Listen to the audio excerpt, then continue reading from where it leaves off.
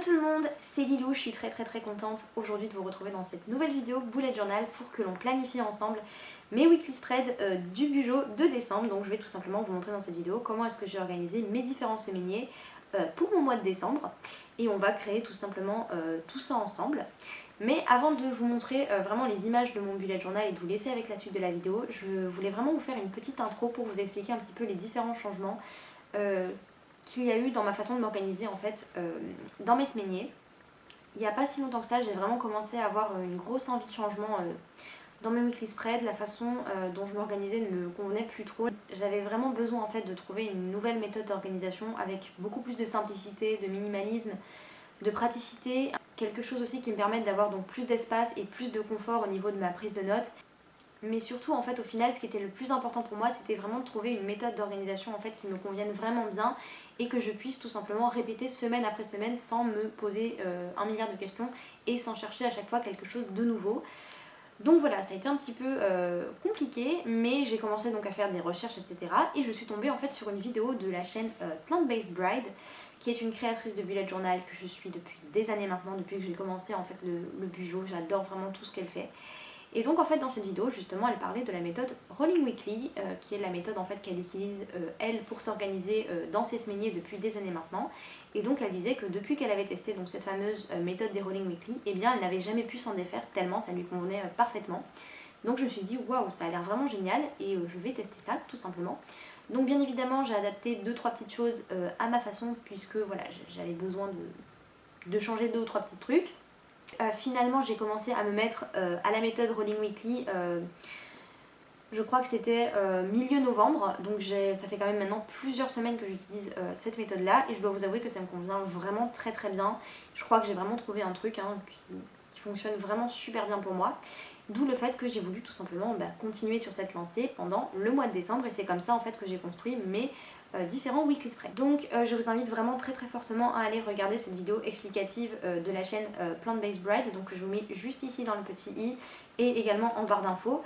Donc c'est une vidéo qui est en anglais mais je pense que voilà vous pourrez arriver à comprendre. En plus de ça il y a des sous-titres anglais donc ça peut vous aider. En attendant moi ici je vais essayer de vous résumer la chose au maximum et de vous expliquer le mieux que je peux.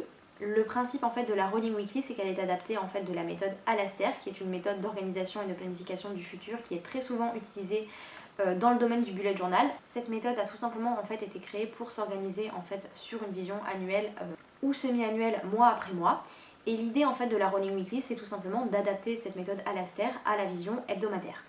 Pour mettre en place une Rolling Weekly, c'est vraiment super simple. Vous allez tout simplement garder votre semainier classique avec une case par jour. Ça ne bouge pas. Vous allez simplement avoir un espace supplémentaire. Il faut qu'il soit donc assez grand. Donc un espace où vous allez en fait tout simplement noter votre to-do list de la semaine. Donc dans cet espace-là, vous allez noter en fait votre liste de tâches à faire pour la semaine. Que ce soit des choses qui soient prévues pour un jour en particulier ou non.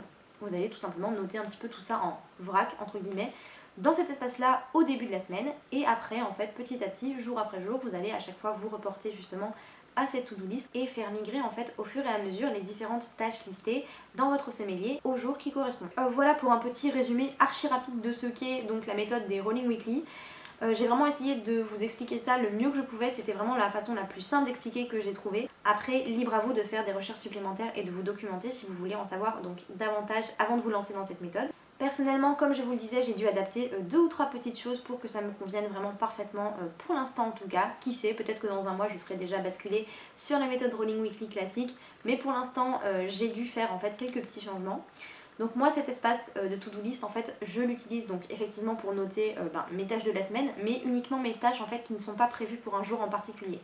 Lorsque je sais que j'ai quelque chose à faire pour un jour précis, je vais directement le noter dans mon semainier parce que je trouve ça beaucoup plus simple pour moi. En plus de ça, je vais également utiliser ce petit espace de to-do list pour venir noter 1 ou 2 objectifs par exemple que j'ai envie tout simplement d'essayer d'accomplir dans la semaine. Donc en général ce sont des petites choses que je pioche dans ma page justement de to-do list et objectifs mensuels. Je transfère en fait tout simplement les choses au fur et à mesure. Pour finir, je me sers aussi de cet espace là pour faire un petit récap en fait en fin de semaine pour venir noter en fait 2 ou 3 petites choses positives qui m'ont marqué en fait dans la semaine qui vient de s'écouler. Ça me permet tout simplement d'avoir un petit shot de positivité avant de démarrer justement une nouvelle semaine. Donc écoutez, voilà pour cette intro un petit peu plus longue que d'habitude. Je vais maintenant vous laisser avec donc les images de mon carnet. Mais avant ça, je vous invite très fortement, si ce n'est pas déjà fait, à aller regarder donc ma vidéo Plan With Me du setup du bijou de décembre que je vous mets donc juste ici dans le petit i. Donc voilà, j'espère vraiment que cette vidéo vous plaira et bon visionnage. Donc je commence tout simplement par vous montrer donc le rendu en fait de ma première semaine que j'ai faite du coup hors caméra.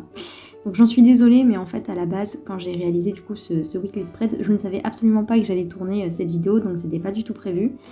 Et voilà, au final je suis vraiment très fan de ce semainier. On passe maintenant du coup à ce qui nous intéresse, donc la deuxième semaine. Donc comme vous pouvez le voir, je vous montre ici le rendu donc au crayon gris. Alors vous voyez que c'est une disposition un petit peu particulière puisque je l'ai fait cette semaine sur 2 doubles pages, donc 4 pages avec une fausse Dutch d'or. Donc ce principe-là en fait fait aussi partie de la méthode des Rolling Weekly, en tout cas on peut la présenter sous cette forme-là et c'est d'ailleurs très bien expliqué encore une fois dans la vidéo de Plant Based Bride. Ensuite du coup je suis venue commencer mes petites décos donc très simples, donc comme vous pouvez le voir j'ai fait à chaque fois 2 motifs symétriques et identiques dans chacune de mes cases dans les coins. Évidemment au niveau de mes feuillages et de mes fleurs d'hiver j'ai choisi des choses différentes pour que ce soit le plus agréable possible à l'œil et pour que ce soit le plus joli. Donc comme vous pouvez le voir j'ai commencé par faire tous mes contours avec mon feutre vert de la marque Tombow, donc j'ai utilisé la pointe la plus fine pour avoir le plus de précision possible.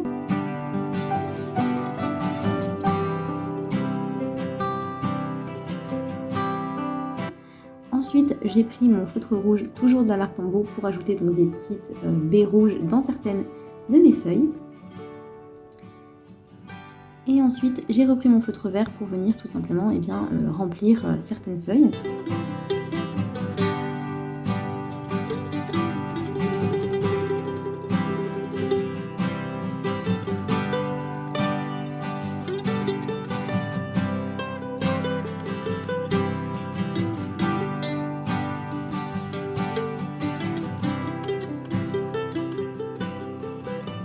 Comme vous le voyez sur les derniers motifs de ma page, donc dans la case du jeudi, j'ai choisi de laisser donc les petites baies en blanc, donc pour qu'elles ressortent le mieux possible et pour faire comme si c'était du gui. Donc voilà, c'était ça l'idée.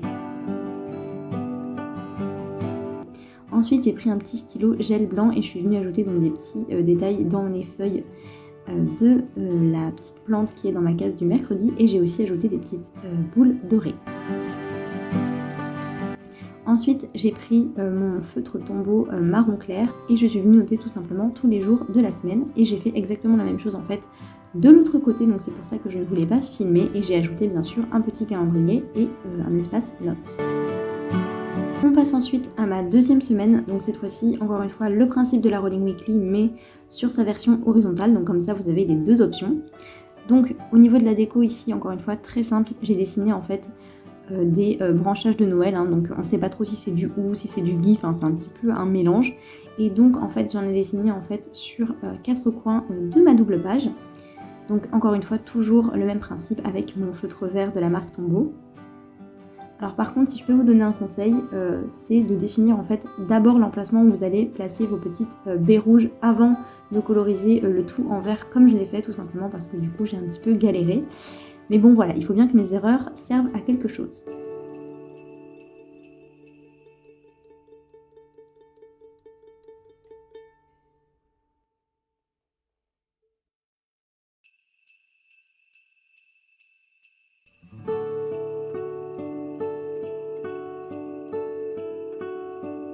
Et ensuite j'ai pris mon stylo doré et je suis venue tout simplement écrire tous les jours de la semaine donc dans les cases.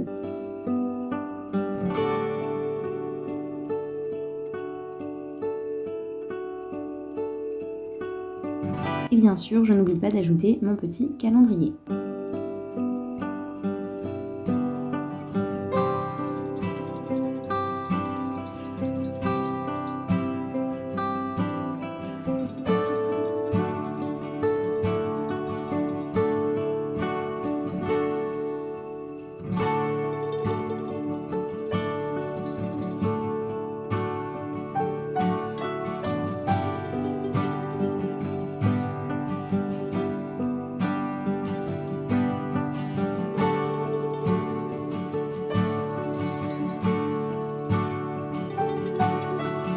passe ensuite à la semaine suivante, donc vous allez voir qu'elle est complètement identique en fait à la première semaine que j'ai fait avec vous face caméra, donc c'est exactement la même disposition. J'ai également fait exactement la même chose pour la déco. Bon, évidemment j'ai changé les motifs, mais je veux dire c'est exactement le même principe.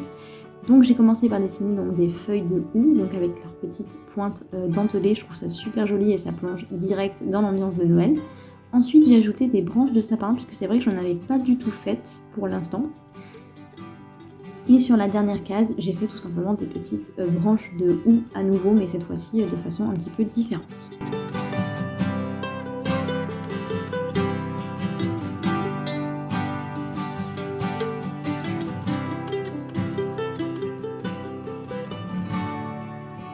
Et pour ce qui est du coup de l'espace dédié au mercredi, je suis venue tout simplement ajouter de très jolis feuillages dorés.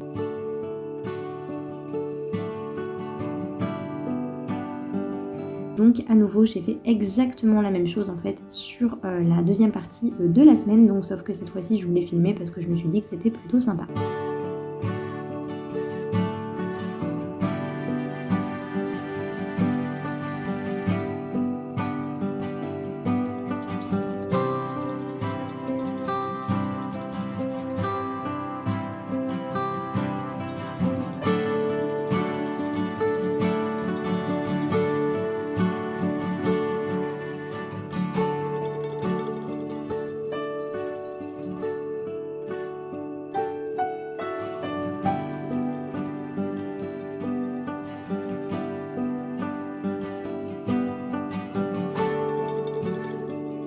Et comme toujours, encore une fois, on retrouve mon petit calendrier et mon espace de notes. Et bien sûr, on n'oublie pas de venir noter les jours de la semaine.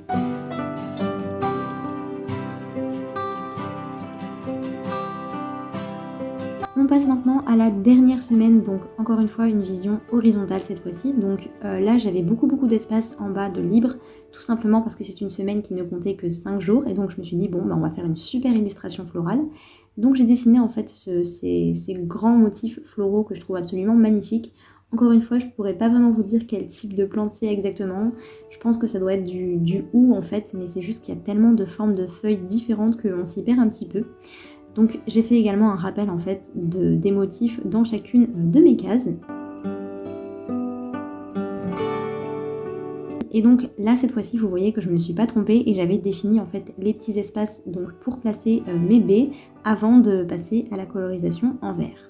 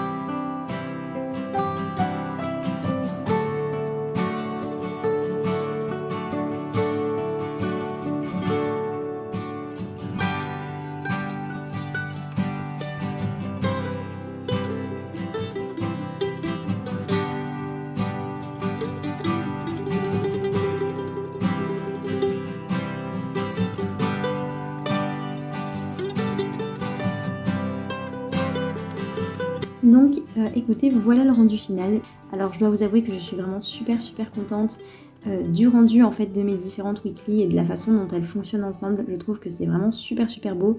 Et l'avantage aussi d'apporter un côté un petit peu plus minimaliste, c'est je trouve en fait que ça donne une harmonie en fait au bullet journal, et ça vraiment ça apporte tout simplement un sentiment d'harmonie en fait vis-à-vis du thème et vis-à-vis des différentes weekly. Donc je suis vraiment très contente du résultat. J'espère que ça vous plaira aussi. Si jamais c'est le cas, n'hésitez pas à liker la vidéo. Pensez aussi à vous abonner à la chaîne, c'est super important puisque ça vous permet à la fois de soutenir du coup mon travail sur YouTube, mais également de ne rien louper de mon contenu, donc ça c'est vraiment chouette. Et pensez aussi à me suivre sur Instagram, tout simplement puisque c'est là-bas que je suis la plus active et que je poste le maximum de contenu Bullet Journal. Donc écoutez, voilà, je vous dis à vendredi prochain pour une nouvelle vidéo. Bye bye!